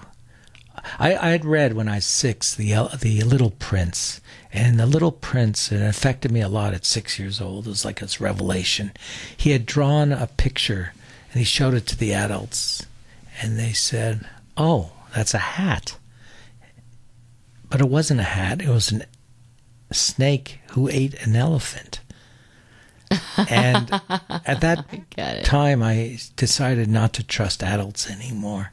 So this is something on being a kid again. Jonathon Lipsin is hereby officially tendering my resignation as an adult. I've decided I'd like to accept the responsibilities of a 5-year-old. I want to go to a diner and think it's a 4-star restaurant. I want to sail sticks across a fresh mud puddle and make a sidewalk with rocks. I want to think M&Ms are better than money because you can eat them. I want to lie under a big oak tree and run a lemonade stand with my friends on a hot summer's day. I want to return to a time when life was simple, when all you knew were colors, multiplication tables, and nursery rhymes, but that didn't bother you because you didn't know what you didn't know and you didn't care. All you knew was to be happy because you're blissfully unaware of all the things that should make you worried or upset. I want to think that the world is fair, that everyone is honest and good. I want to believe that anything is possible. I want to be oblivious to the complexities of life and be overly excited by the little things again. I want to live simple again. I don't want my day to consist of computer crashes, mountains of paperwork, depressing news, how to survive more days in the month than there's money in the bank, doctor bills, gossip, illness, and loss of loved ones. I want to believe in the power of smiles, hugs, a kind word, truth, justice, peace, dreams, the imagination, mankind, and making angels in the snow. So here's my checkbook, my car keys, my credit card bills, my 401 statements. I'm officially resigning from adulthood. And if you want to discuss this further, you'll have to catch me first, because tag, you're it. That is a great opening line. I hereby, how did you, I hereby hand in my resignation. I tender my resignation. Yeah, that's great. Wonderful. Here's a story. This is a bittersweet story.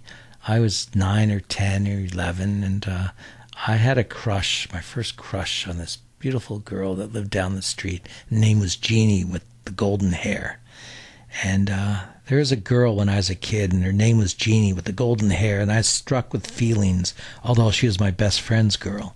I never said anything. We're all very young with skateboards when they first hit the streets, and those were the days I had my tree fort where we snuck away and shared with her my comic books and apples. We would trick and treat together, and I even hopped a freight train to impress her. I was maybe 11. The trains were running in back of our house, and I'd climb the fence, and they were going 5 miles an hour, and I'd hop a freight train at 11 years old. She moved away, but the next year she suddenly appeared in school to visit for a day, and she sat next to me in class as my heart beat.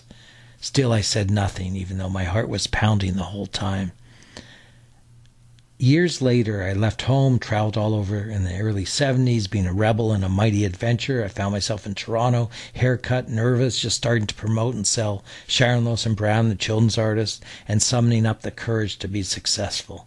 There I was in a McDonald's, a Yonge and Bloor Street in Toronto, when I thought I saw her, all dressed up, sitting with some colleagues. It couldn't be, I thought. I watched her eating her lunch, chattering away. It had to be. It's Jeannie with the golden hair. She had grown into a beautiful woman at 23, 24. Then suddenly she got up, finishing her lunch. My eyes adored her, like the Frankie Valli song. I sat there unable to move. Too much time had gone by. I had to concentrate on my record business, which was dubious at best. After she left, I tentatively approached her table and asked, "Was that woman named Jeannie?" "Yes," said her colleague. "She works in a bank in the area." I made a mistake then and there. I said, "If we meet again, then it's up to the gods." Serendipity. I let it go to that. I shouldered my bag with all my record business accoutrements and shrugged and headed down Yonge Street to sell Sharon Lewis and Bram. And I did, and I became very successful. But in looking back, I regret I never spoke up to Jeannie. I never spoke to Jeannie with the golden hair. Serendipity never came, and I've forgotten her last name. And sometimes I sit and wonder. See, I'm the last of the romantics. And maybe you're the start of the romantics, or the start back up. Well, since everyone's pretty cynical these days, and they're ready to throw you over, and after a week, and oh yes, you know, right. Everyone has delete, and everyone has their lists of whether you can compete, whether you qualify, and I guess I do too. But I think top on my list is someone who's kind. Yeah. Who's passionate, who's adventurous. Okay, the list is growing. I know. Now, you're coming up. Someone who does yoga, someone that doesn't smoke cigarettes, someone that... that's it. You know, like, there you go. No, that is not it. I can tell that it's not it. Yes, we all have our lists. It is true. But we can all still be kind to each other. Yeah, and one thing I've learned... Oh, go on, sorry. Well, I was going to say, because we were talking a little bit about the when the music was going on, about... Well, when I did my show on radio here in the beginning, 2.5 years ago, on internet dating, it was more of the psychology of dating, especially after gone through long-term relationships, right. And how that changes, I think, how people's ideas of who you want in your life. And then when somebody leaves you, sometimes those people are looking for that same person. And for me, I had several people would tell me, "Oh, make your list. You got to make your list. That's how you call in the one." And then I thought, that just seems so narrow-minded that I would want to predict who was going to come into my life. And why would I want to do that? Why not embrace what would be fantastic and unusual of just looking at that person for who they are? I'm the same way, and and who they are as opposed to who they might be. I don't think you can really change people, and a lot of people settle and try to. Yeah. But I keep hearing from people. I said, "Why'd you get involved in that relationship with this guy if you knew he was an alcoholic?" "Oh, I thought I could change him," and I keep hearing that, and I don't know. That's bogus. But I've learned to forgive now, and that's been a big healing for me. It's a big one. To forgive and move on. To forgive not for them, what they did, but for myself. so I am lighter as I move on, and that's been an incredible power. And I feel very light now, and that's something I would read and intellectually get, but it didn't go into my heart until recently, and I feel all the better for it. And I'm so glad that I was able to do that. Mind you, a friend of mine just posted this. Forgiving you means I no longer dwell on what an asshole you are. Just it doesn't mean you're no longer an asshole. I don't think you could say that in the word. Sorry. Okay, we're coming. Come on. Did I blow it again? For you. Look, I'm going to give you the 7 I've been words. doing this since I was 16. I'm going to have to give you the words, the list. Give me the Jonathan, list. I want the read list. the list. Don't say these words. Come on, Minky's trying to keep the radio show, okay? Sorry. I don't want to hear. Sorry, Minky. Jonathan's a bad boy. Guy. It's great. Thank you, this is great. Thanks for the big shoe. You're welcome. And as you know, anytime you can't. Hey, how are you doing? Hey, I'm doing okay. How are you doing? How's the neighborhood? Hey. The neighborhood's full of flowers and dogs right now, and a swimming pool. That's a good day, then. I like it. That's a good day. And an absolutely wonderful, stellar person. I cannot tell you. You got a swimming pool? Swimming pool. Man. Yeah. I'm a sea monkey, and I got my aquarium. I Amazing. love it. Wow. Yeah. I love swimming now. I just found, I'm gaining strength and just. Oh, it's so fluid. It's a great exercise. Actually, that's the only place I can really dance right now is in the deep end. Right. I hear you. Because then I can just move any way I like to. I don't have the flooring to worry about or special shoes or something like that. And, I can't give. I haven't checked out with my friend if I can tell everybody how wonderful this person is, but I will one day. But if you're listening, my friend, thank you so much, and you are loved. All right. Do you want to play a song? We have time for a let's song, play a song. Now, do you want this? Is this from? Which one? I don't think that's from you. Django? That's not you, is that? Yeah. That is? Yeah, that's actually a guy from Formentera. Oh, okay. How about him? Or no? Is he? I'd like to play actually the Gypsy Kings. Oh yeah, you want to play? Okay, I got that. If you can find that, I have because it. that's a song that we'd all sing in the bar and the flamenco bar in Formentera. We'd all dance and it's just imagine 1 a.m. and you have maybe 40 people dancing flamenco and singing. Everyone knew the words. And it was just a wonderful, wonderful time. I'll never forget that. All right. Okay, folks. So it's Baya. I'm probably mispronouncing it by the Gypsy Kings. All right. Here we go.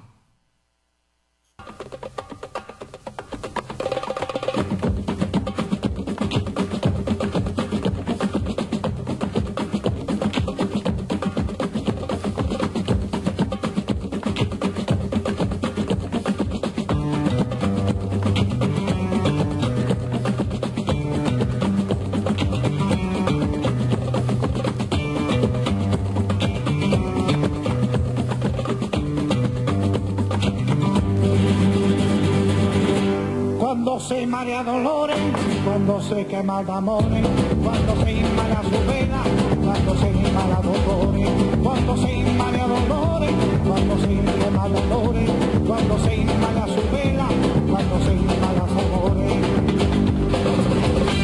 Baila, baila, baila, baila, baila, baila, baila, esta rumba gaditana, que yo siempre cantaré, pero no siempre cantaré, pero no siempre cantaré.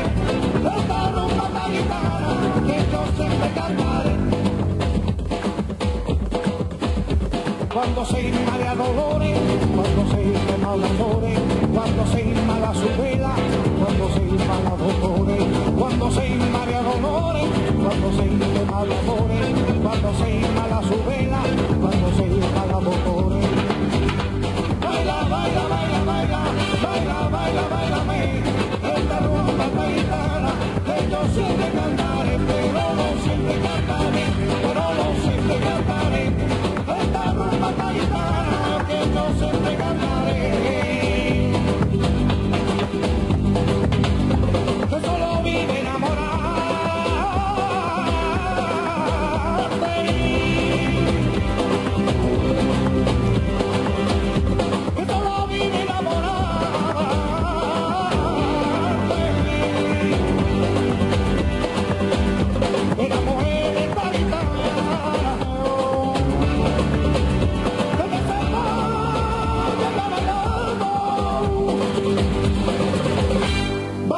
baila, baila, baila, baila, baila, baila, esta rumba gaditana, que yo siempre cantaré, pero no siempre cantaré, pero no siempre cantaré, esta rumba gaditana, que yo siempre cantaré.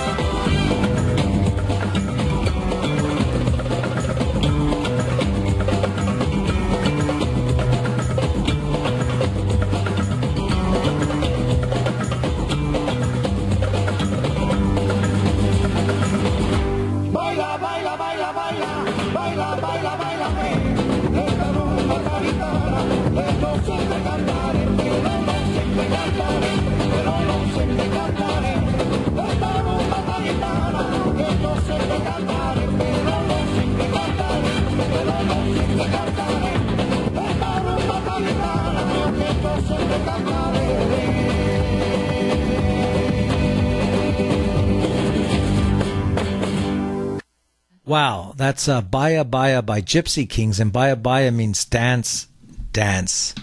And Bernadette just sent me a message telling me that, and that's cool. By the way, here's my horoscope. I found it. I love this horoscope. Finally. While this may come disguised as just an ordinary day, and the past will continue to have an almost hypnotic hold on you, this is a game-changing day. The day that the future comes knocking on your doors and asks if you're ready for a whole new world full of experiences. For it's Jupiter's return to your sign today that marks the start of not only your most expansive year in over a decade, and potentially your luckiest, but marks the start of a new 12-year Jupiter cycle of expansion and one remarkable new journey. Yay for me. Yay for you. I want to thank you, Minky, for having me on, and you're a good friend, and I always have fun with you. Thank you. Boy, I knew you back in the day. Back in the day. The day of Incredible Records. And also when you were working at a cafe. Yes, at a cafe. A cafe. A cafe. No names here.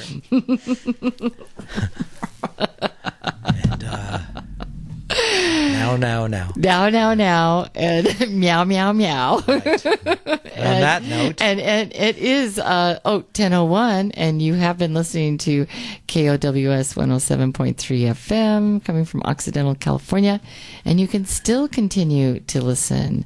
And please check out our webpage and check out all the other great DJs here and our shows. And please donate so we can keep bringing the community here.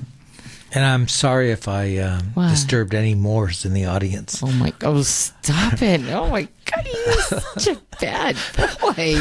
Okay, you talking to Arnold? I know. I'll talk to Arnold. Arnold and I are tight. Okay, don't worry. Right. You're talking we'll to talk. him. I'm not. I'm out of it. I'm neutral. I'm Switzerland. Good night, folks. Join me next week.